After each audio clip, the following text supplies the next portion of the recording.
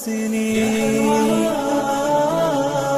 كانت لنا الدار منها. والدین کے حق مرنے کے بعد بھی ختم نہیں ہوتے.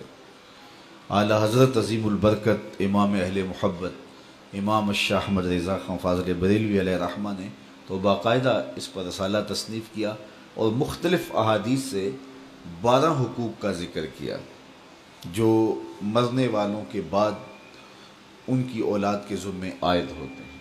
ایک حدیث میں 4 حقوق کا ذکر ہے. ان میں سے سب سے پہلا حق یہی ہے الصلاۃ علیہم، ان پر جنازہ پڑھنا، تجہیز و تکفین تدفین یہ سب جس کے زمرے میں آتی ہے.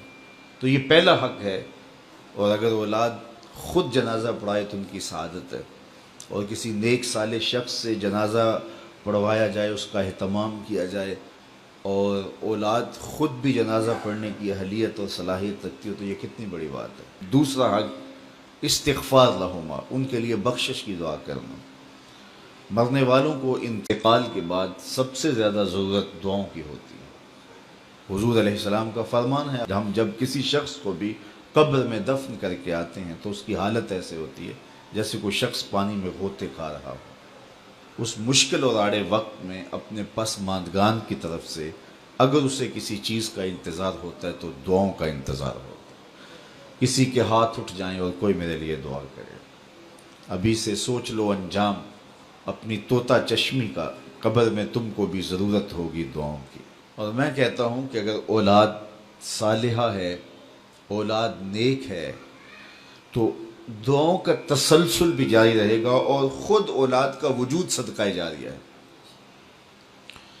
اولاد اگر عالم دین ہے تو وہ علم نفع بخش ہے، ماں باپ کو قبر میں نور اور روشنی کا ذریعہ ہے. امام نبہانی علیہ رحمہ جواہر البہار جن ایام کے اندر لکھی ہے تو اس دوران ان کی اہلیہ محترمہ نے ان کو گھریلو امور سے جو ہے وہ اس انداز سے محفوظ رکھا اور اس انداز سے ان کا خیال کیا کہ کوئی بھی گھر کا معاملہ ہوتا تو ان تک نہ پہنچنے دیتی کہ میرا شوہر رسول کریم صلی اللہ علیہ وآلہ وسلم کے فضائل لکھ رہا ہے اور حضور کی عظمتوں پر جو ہے وہ کام کر رہا ہے اور میں ان کو گھریلو الجھنوں کا شکار کر دوں، یہ نہیں کروں گی.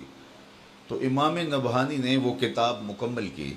اس دوران ان کی اہلیہ نے چونکہ اپنے شوہر کو گھریلو الجھنوں میں مبتلا نہیں ہونے دیا کہ یہ حضور کے دین کا کام کر رہے، تو اس صلے کے اندر امام نبہانی کی زوجہ محترمہ کو 4 مرتبہ حضور کا دیدار نصیب ہوا کہ تو نے میرے خادم دین کے لیے آسانیاں پیدا کی ہیں. تیسرا حق ماں باپ کا ان کے انتقال کے بعد جو اولاد کے ذمہ ہے وہ ہے ان کے وعدوں کو پورا کرنا. اللہ سے وعدہ ہے، کوئی منت مانی ہے ادا نہیں کر سکے، اس کو پورا کیا جائے. مخلوق سے کوئی وعدہ تھا اس وعدے کو پورا جائے. کسی کا قرض دینا تھا اس کو ادا کیا جائے. وعدوں کی جو بھی صورتیں ہیں، بلکہ علماء نے لکھا وعدوں کے زمرے میں ان کے معمولات خیر بھی آتے ہیں. یعنی رشتہ داروں میں سے جن غرباء کو، عزیزوں، ہمسایوں، محلے داروں میں سے جن کے ساتھ وہ تعاون کرتے تھے، خاندان کے جن کمزور افراد کے ساتھ وہ تعاون کرتے تھے، تو یہ ان کے حقوق میں سے ہے کہ اولاد بعد میں اس تسلسل کو جاری رکھنے کی کوشش کریں. اور چوتھا حق یہ ہے کہ بر الاصدقاء، باپ ہے تو اس کے دوستوں کے ساتھ، ماں ہے تو اس کی سہیلیوں کے ساتھ حسن سلوک کیا جائے. چچا باپ کی جگہ پہ ہے، خالہ ماں کی جگہ پہ. تو ان کے انتقال کے بعد وہ رشتہ دار جب گھر آئیں تو ان کو اسی طرح پیار، اسی طرح محبت، اس طرح عزت اور آبرو ملے.